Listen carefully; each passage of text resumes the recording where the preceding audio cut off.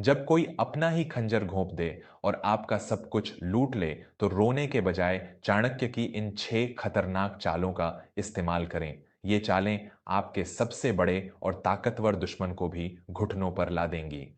नमस्कार, मैं विवेक वर्मा, जिसे आप एसआई वर्मा के नाम से भी जानते हैं। आज वर्मा स्टोरीज के इस मंच पर एक ऐसी कहानी लेकर आया हूं जो प्रतिशोध, बुद्धि और चाणक्य नीति का सबसे ज्वलंत उदाहरण है। हम अक्सर मानते हैं कि जो व्यक्ति सीधा और सच्चा होता है, दुनिया उसी को सताती है, और जब सताने वाला कोई बाहर का नहीं बल्कि अपना ही खून हो, तो वह घाव इंसान को अंदर से खोखला कर देता है। लेकिन हमारे महान आचार्य चाणक्य ने कहा था कि अगर आपका शत्रु आपसे अधिक बलवान और धनवान है, तो उससे बाहुबल से नहीं बल्कि बुद्धिबल से लड़ना चाहिए। आज की कहानी शांतिपुर नगर के सूर्य प्रताप और उनके युवा बेटे धीरज की है। यह कहानी आपको सिखाएगी कि कैसे एक कंगाल और बेबस बेटा अपनी बुद्धि और चाणक्य की 6 सबसे खतरनाक कूटनीतियों का इस्तेमाल करके अपने अत्याचारी चाचा के विशाल साम्राज्य को धूल में मिला देता है। शांतिपुर नगर में सूर्य प्रताप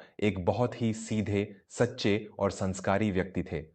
उनके पिता ने उन्हें और उनके छोटे भाई गजराज को एक बहुत बड़ा रेशम का कारखाना विरासत में दिया था।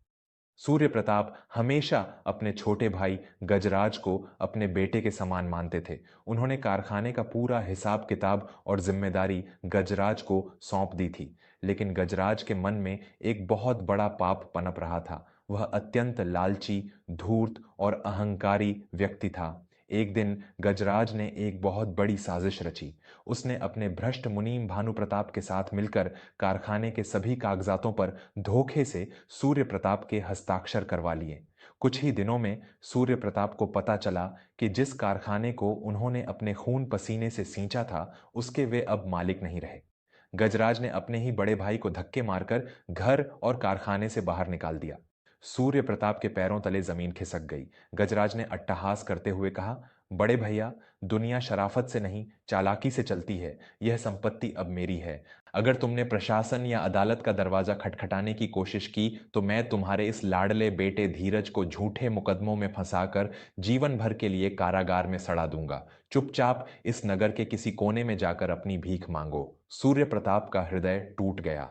अपने परिवार की सुरक्षा के लिए वे चुपचाप एक छोटी सी झोपड़ी में रहने लगे। सूर्य प्रताप की पत्नी आनंदिता को लोगों के घरों में बर्तन मांजने पड़े। सूर्य प्रताप इस सदमे को बर्दाश्त नहीं कर पाए और बिस्तर पर पड़ गए। उनका युवा बेटा धीरज अपनी मां को दूसरों के घरों में पसीना बहाते और पिता को घुट घुट कर मरते हुए देखता था। उसका खून खौलता था, लेकिन वह जानता था कि गजराज के पास धन और बाहुबल दोनों हैं। सीधे उससे टकराना अपनी मौत को दावत देना था। दोस्तों, क्या आपके जीवन में भी कभी किसी अपने ने आपकी पीठ में खंजर घोंपा है? जब एक सीधा सादा परिवार अपनों के ही धोखे का शिकार होकर सड़क पर आ जाता है, तो उस लाचारी का दर्द शब्दों में बयान नहीं किया जा सकता। लेकिन जो लोग उस दर्द को अपनी ताकत बना लेते हैं, वे इतिहास रचते हैं।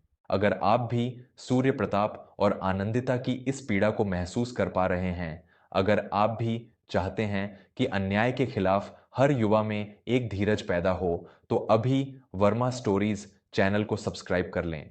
आपका एक सब्सक्राइब मुझे ऐसी ही सच्ची और रोंगटे खड़े कर देने वाली कहानियां आप तक लाने की हिम्मत देता है। आइए इस परिवार से जुड़ें। अभी सब्सक्राइब का बटन दबाएं और सुने कि धीरज ने अपने पिता के अपमान का बदला कैसे लिया। धीरज ने अपने पिता के बिस्तर के पास बैठकर एक शपथ ली।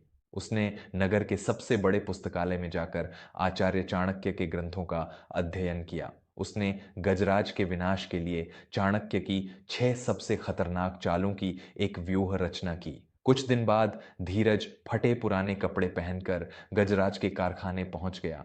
वह सीधे गजराज के पैरों में गिर पड़ा और रोने लगा।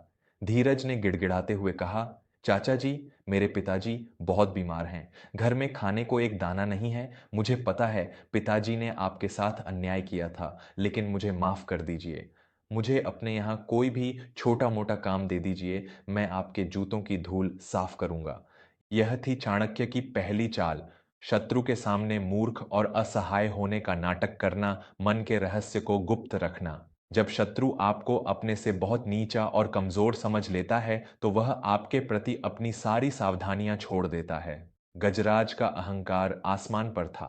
उसने सोचा कि उसके बड़े भाई का बेटा आज उसके पैरों में पड़ा है, इससे बड़ी जीत और क्या होगी। गजराज ने घमंड से कहा, ठीक है, आज से तू इस कारखाने में झाड़ू लगाएगा, और याद रखना, तेरी औकात सिर्फ मेरे जूतों के नीचे रहने की है। धीरज ने सिर झुका लिया। वह दिन भर कारखाने में झाड़ू लगाता, लेकिन उसकी तेज नजरें कारखाने के हर एक सौदे, हर एक कागज और गजराज की हर कमजोरी पर टिकी रहती थीं।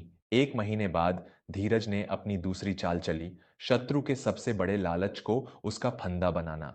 चाणक्य कहते थे कि लालची इंसान को धन का जाल फेंककर बहुत आसानी से फंसाया जा सकता है। धीरज ने अपने एक पुराने मित्र, जो दूसरे राज्य में रहता था, उसे एक बहुत बड़े विदेशी व्यापारी का भेष धरवाकर शांतिपुर बुलवाया।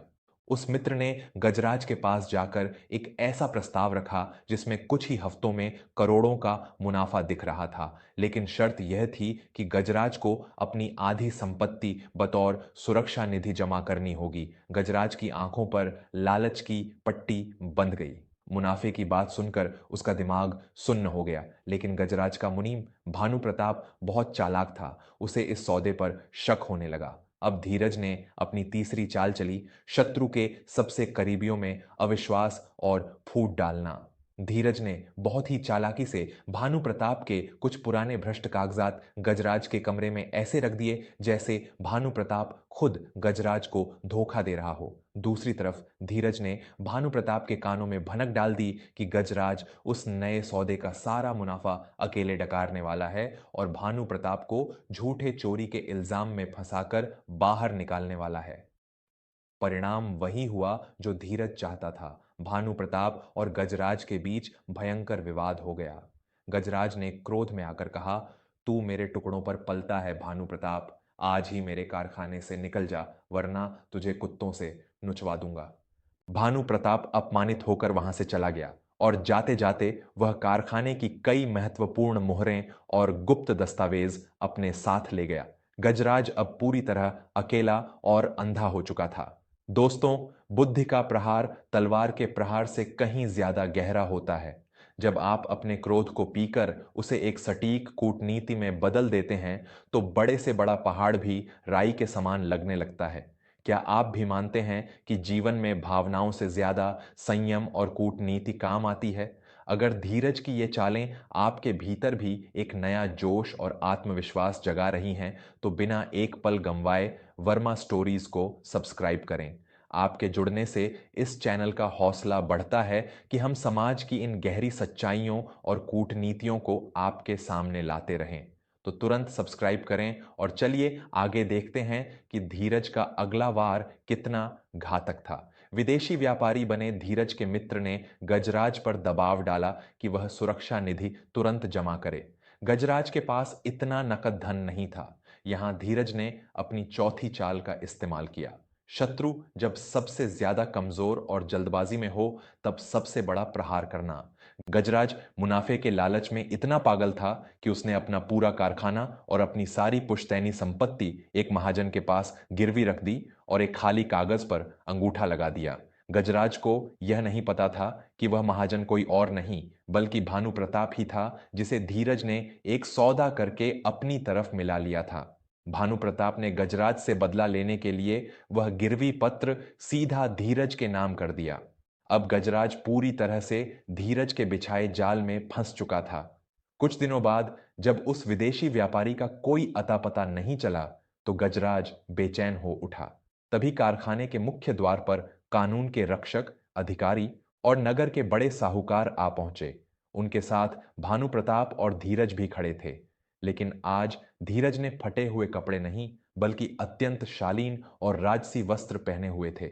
गजराज ने चिल्लाते हुए कहा, यह सब क्या तमाशा है? और तू तू एक मामूली झाड़ू लगाने वाला मेरे सामने ऐसे कैसे खड़ा है? धीरज ने आगे बढ़कर अत्यंत शांत और गंभीर स्वर में अपनी पांचवी चाल का रहस्य खोला। शत्रु को कभी कमजोर और मूर्ख न समझना। धीरज ने कहा, आपने मुझे मूर्ख समझा चाचा जी, यही आपकी सबसे बड़ी हार थी। आपने सोचा कि जो व्यक्ति आपके पैरों में पड़ा है उसकी रीढ़ की हड्डी टूट चुकी है, लेकिन आप भूल गए कि शेर जब 2 कदम पीछे लेता है तो वह डरता नहीं, बल्कि एक भयंकर छलांग की तैयारी करता है। आपने लालच में आकर अपनी ही संपत्ति मेरे नाम गिरवी रख दी है, और भानु प्रताप जी ने आपके सारे काले कारनामों के सबूत इन अधिकारियों को सौंप दिए हैं। गजराज के पैरों तले जमीन खिसक गई। उसका सारा अहंकार, सारी अकड़ एक पल में धूल में मिल गई। वह समझ गया कि उस विदेशी व्यापारी से लेकर भानु प्रताप से हुई लड़ाई तक सब कुछ इस युवा लड़के की बिछाई हुई बिसात थी। गजराज कांपते हुए घुटनों के बल बैठ गया और धीरज के पैरों को पकड़ लिया। गजराज रोते हुए बोला, मुझे माफ कर दे धीरज, मैं तेरा चाचा हूं, मुझे कारागार मत भेज, मैं यह कारखाना और सब कुछ तुझे और तेरे पिता को लौटा दूंगा, मुझ पर रहम कर। लेकिन धीरज ने पीछे हटते हुए अपनी छठी और अंतिम चाल चली। रोग, आरण और शत्रु को कभी आधा न छोड़ना, उन्हें जड़ से नष्ट कर देना। आचार्य चाणक्य का मानना था कि अगर आपने शत्रु को दया करके छोड़ दिया तो वह भविष्य में और भी ज्यादा खतरनाक होकर वापस लौटेगा। धीरज ने एक चट्टान जैसी कठोरता से कहा, जब मेरे पिता आपके पैरों में अपनी पगड़ी रखकर रो रहे थे तब आपका खून कहाँ था? जब मेरी मां दूसरों के झूठे बर्तन मांज रही थी तब आपकी दया कहाँ थी?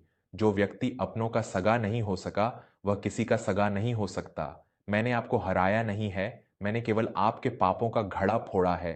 अधिकारियों ने गजराज को हथकड़ियां पहना दी और उसे धोखाधड़ी और गबन के आरोप में हमेशा के लिए कारागार भेज दिया। गजराज का सारा घमंड और उसका साम्राज्य एक ही दिन में राख हो गया। धीरज ने पूरे सम्मान के साथ अपने पिता सूर्य प्रताप और मां आनंदिता को उस कारखाने और उनकी पुश्तैनी हवेली में वापस प्रवेश करवाया। सूर्य प्रताप ने गर्व से अपने बेटे को गले लगा लिया। जो बेटा कल तक बेबस था, आज उसने अपनी बुद्धि से पूरे परिवार का खोया हुआ सम्मान और अधिकार वापस छीन लिया था। निष्कर्ष, दोस्तों, आचार्य चाणक्य की ये 6 चालें केवल पन्नों पर लिखी बातें नहीं हैं। ये जीवन का वह ब्रह्मास्त्र है जो आपको हर युद्ध में विजयी बना सकती है। अपना रहस्य छुपाना, लालची को लालच से मारना, विरोधियों में फूट डालना, सही समय का इंतजार करना, दुश्मन को कम न आंकना और अंत में शत्रु को जड़ से खत्म कर देना, ये नीतियां आज के कलयुग में भी उतनी ही कारगर हैं। क्रोध से इंसान केवल अपना खून जलाता है, लेकिन शांत रहकर बनाई गई रणनीति दुश्मन के पूरे साम्राज्य को जलाकर खाक कर देती है। अन्याय सहना सबसे बड़ा पाप है। इसलिए जब भी कोई आपके अस्तित्व को मिटाने की कोशिश करे तो रोने के बजाय चाणक्य बनिए। आज की यह कूटनीति और भावनाओं से भरी कहानी अगर आपके दिल को छू गई हो, अगर आपको लगता है कि समाज के हर सीधे इंसान को यह चाणक्य नीति सीखनी चाहिए, तो इस वीडियो को अपने दोस्तों और परिवार के हर सदस्य के साथ शेयर जरूर कीजिएगा। और अंत में मैं विवेक वर्मा आपसे एक बार फिर हाथ जोड़कर निवेदन करता हूं कि जीवन की ऐसी ही सच्ची और गहरी सीख पाने के लिए वर्मा स्टोरीज को अभी सब्सक्राइब करें। आपका जुड़ाव ही मेरी सबसे बड़ी ताकत है। कमेंट में चाणक्य नीति जरूर लिखें और बताएं कि आपको धीरज की कौन सी चाल सबसे बेहतरीन लगी। मिलते हैं अगली कहानी में। तब तक अपनी बुद्धि को तेज रखें और अपनों का ख्याल रखें। धन्यवाद और नमस्कार।